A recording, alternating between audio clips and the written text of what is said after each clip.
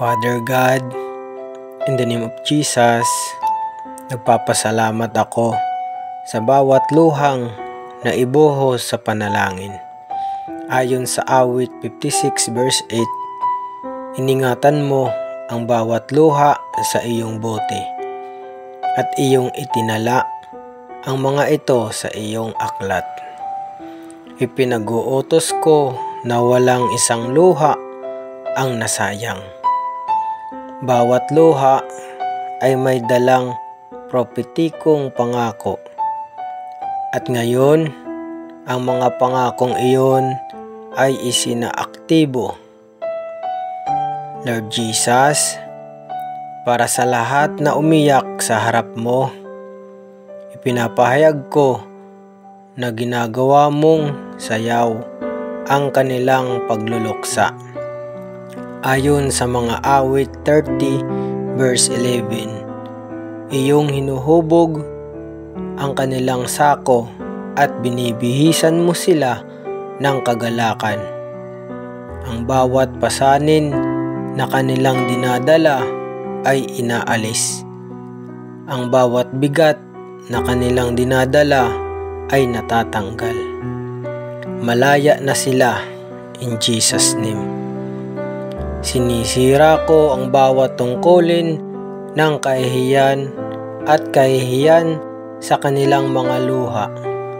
Ayon sa Isaiah 61 verse 3, binibigyan mo sila ng kagandahan na kahalili ng abo, ang langis ng kagalakan sa pagluluksa, at ang damit ng papuri dahil sa diwa ng kalungkutan ay hindi na sila nabihag ng kalungkutan. Sila ay lumalakad sa kapuspusan ng iyong kagalakan. Lord Jesus, dinadalangin ko na dagdagan mo ang kanilang pagiging sensitibo sa banal na espiritu. Hayaan silang umiyak kapag ikaw ay umiiyak. Magalak kapag ikaw ay nagagalak, at mamagitan kapag tinatawag mo silang tumayo sa puwang. Ayon sa Roma 8:26, tinutulungan ng banal na espiritu ang kanilang mga kahinaan at namamagitan para sa kanila ng mga daing na hindi mabigkas. Ang kanilang mga luha ay isang sinyalis na ang banal na espiritu ay nakontrol na at ang tagumpay ay malapit na. Aking ipinag-uutos na ang bawat luha ng pamamagitan ay nasira ang mga kuta. Bawat luha ng pagsisisi ay nagdulot ng panunumbalik. Bawat luha ng pagsamba ay nagbukas ng langit. Bawat luha ng paghihirap ay nagbunga ng mga himala. Kanilang aanihin sa kagalakan ang kanilang inihasik sa luha. Ayon sa awit 126 verse 5, Father God, ipinapahayag ko na nagtatrabaho ka sa likod ng mga eksena para sa kanila.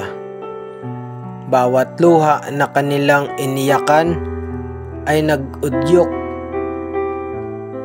sa langit na kumilos, gaya ng narinig mo ang sigaw ni Bibi Ismael at pumagitan. Naririnig mo ang kanilang mga luha at gumagalaw para sa kanila.